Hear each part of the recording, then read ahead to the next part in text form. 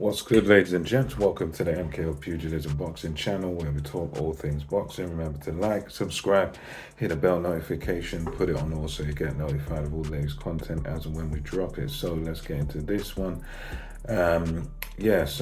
This week, just a couple of days ago, someone finally on TalkSport sort of stood up and gave FRANKWARREN some pushback, as he's been kind of given carte blanche on, particularly on there, to sort of talk up the Francis Ngannou fight as if it's a genuine fight, as if Francis Ngannou really genuinely stands a chance.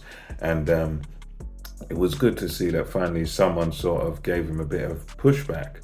There were some other guys, but they're more football guys. And Catterall was the guy who sort of gave him a bit, and just outright questioned him and said, look, there's other guys out there in the top 10, WBC top 10, because what Warren was trying to argue is that, oh, Joshua didn't want to fight, Usyk didn't want to fight, blah, blah, blah.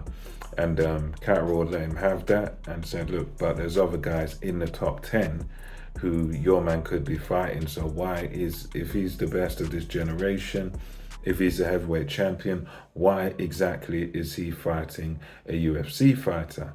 FRANKWARREN, got angry, got in a fuss, and he said, well, who? Can you name anyone? I don't know anyone, blah, blah, blah. And, Catterall done his best. He went on to name, I think it was Sanchez and, if I'm not mistaken, Makhmudov, heavyweight contenders that are up there in the WBC top 10. FRANKWARREN then proceeded to say, well, no one knows those guys. You wouldn't even know what those guys look like.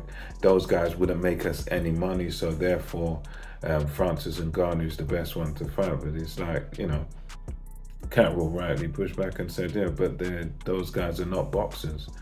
Your man's the champion, and there are guys out there, and FRANKWARREN essentially just dismissed it. And then when Gareth A. Davies, he was pretty quiet for this interview, and he chimed in eventually, and he gave FRANKWARREN benefit of the doubt, said, look, Frank, okay, once you're done with this Francis Ngannou fight, do we get the Usyk fight then? Do we finally get to the undisputed? And FRANKWARREN, I believe, showed his true colors in that he said, well, that depends who's got the belts. That depends who is the actual champion after he fights Ngannou, which to me suggests that really and truly, I, along with others, I think G-Man Boxing and some others said this, some other boxing YouTubers said it, that that essentially means that they're not going to, as long as Usyk is champion, the undisputed is not going to happen, because for you to say that means that you don't genuinely want the fight, because if your guy did, if Warren and Fury did want to fight, then it wouldn't matter who the champion was, it wouldn't matter who had the belts. All that would matter is you go off, you make your money in Saudi versus Ngannou, and then you fight whoever holds the rest of the strap. So it can be two people now. Daniel Dubois, he's fighting Usyk, and depending on the winner, one of them's gonna have all the straps. So you'd think if you're Tyson Fury or FRANKWARREN, you wouldn't be too bothered.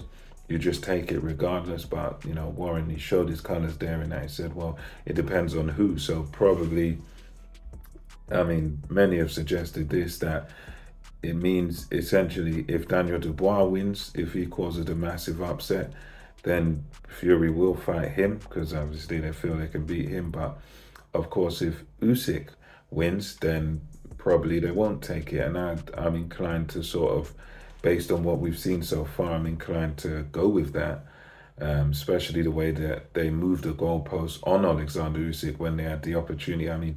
Usyk signed his part of the Saudi deal, and he was very happy with it, and it was Fury who moved the goalposts and everything, and it was Fury why the fight in Saudi didn't happen, and then he was going on at Usyk to take less money to fight him in Wembley, and even when Usyk accepted that, he moved the goalposts again.